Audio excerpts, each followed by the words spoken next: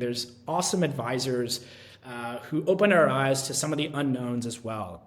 Security is something that was very new to me. I had to pick up a couple books. I had to read some articles. There's a number of people who I can mention. Yassine Benzawi, who was Kareem's former boss, the head of U.S. operational risk at Barclays, he introed us to a principal security engineer at a major bank. His name is Adam Sanders. These two gentlemen were... Quick interjection here. I think Yeah. this can be extremely helpful for new entrepreneurs to understand how you get advisors. How do you start talking to the right people? And so Yes. maybe like just share a little bit more. You mentioned that it was Kareem's former boss or something like that, but like go through the mechanics of how did you approach them and say, hey, I need this, or do you know anyone in this? Like, what does that conversation look like? And how did you get to the point where you had good advice and advisors rounding out your company?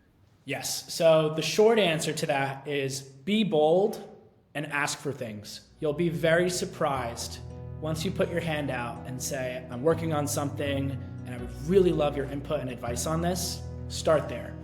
I seriously think things will change for you. What we did is we had leveraged some existing relationships that we had.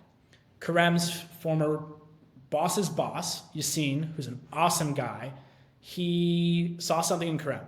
Kareem had started letting on the hints that he wanted to like tinker on something, had some conversations with Yassine. Yassine, who's somebody who's also done some advising and investments previously, shared some insights with him. And then Yassine was the first person to intro us to the next value add.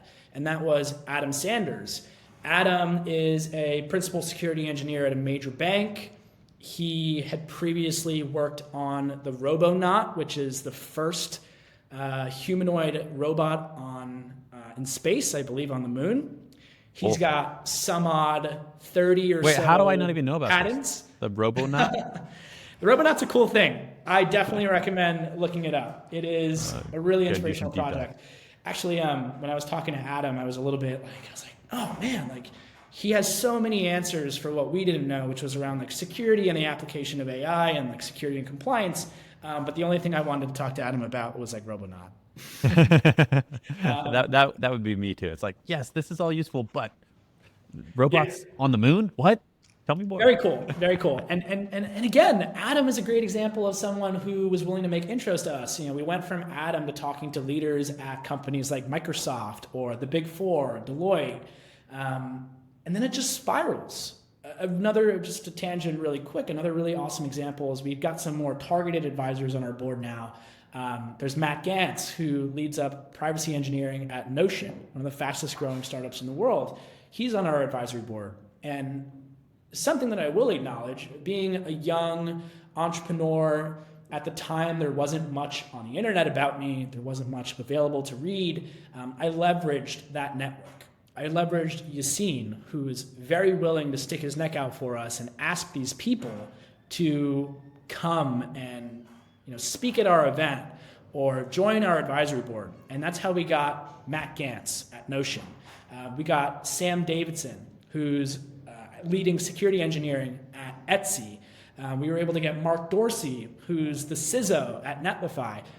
These are people I don't think I would have been able to reach alone. I confidently can say wouldn't have given me the chance. Yeah, I think that's phenomenal because network is one of the most valuable assets that you can have in life. And when you're starting out, it's like, well, how do I build a network? Do I just need to work for 20 years and then I have a network? But you can foster these relationships earlier. You can get out there. You can just ask. And even if 10 people say, sorry, you're too early, or sorry, I want to, I don't have time, or whatever it is, maybe one person says, okay, well, I'll chat with you guys. I'll help you out. And then it's your opportunity to kind of keep building that relationship, and you can tap into their network. So you kind of have that network effect, provided you do your part and you show up and you communicate and you learn and you listen, and people respect that. People like to give back. What I will say, and you make a really good point, Elijah, I'm very lucky and grateful, and I can share lots of the wins, but there are a lot of shortcomings as well. For every advisor, let's share some of those. for every advisor or intro that I've gotten, you said 10. I think it's probably more like a couple hundred that have missed, right? There's people that I've tried to reach out to. A really good example of this is we had a Tech Week event here in New York. This is over the summer. big companies are throwing, lavish happy hours or talks and panels. And we're some little guys. We had just finished an accelerator. We barely have any resources, but we think it's super important to come back to New York, make a splash, talk about what we're building, and start having these conversations. So we throw an event. I have a relationship with somebody who had access to a space, locked down the space. That was awesome. I started to find panelists, and I think I had tried for like a week and realized nobody wanted to talk to me because they didn't know who I was.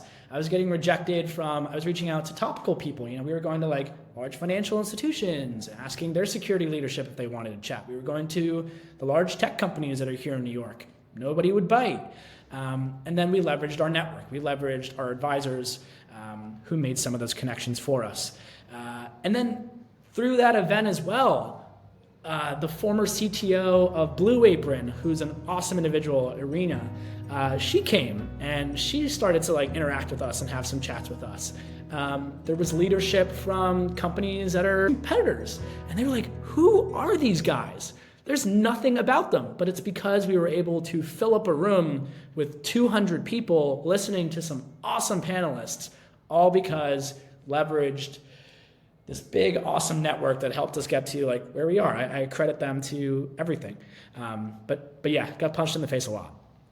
It's getting punched in the face, but keeping going is kind of the moral of entrepreneurship. Yes. I think at the end of the day. I think the saying is winners are the ones who stayed in it the longest. The long game. That's the name of my podcast. I completely agree.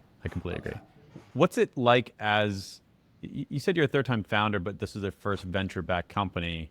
What's it like fundraising? Any tips, advice? Like, what did you learn from that process as well? I'm sure it ties into relationships and this other aspect, but it's a little bit of a different dance because with relationships, you're typically looking for information, advice. With investors, you're looking for dollars. And so there's a different kind of competition going on with that. So I got a really good piece of advice, or maybe a learning I had along the way. It will do you no good to look at people as dollar signs and money.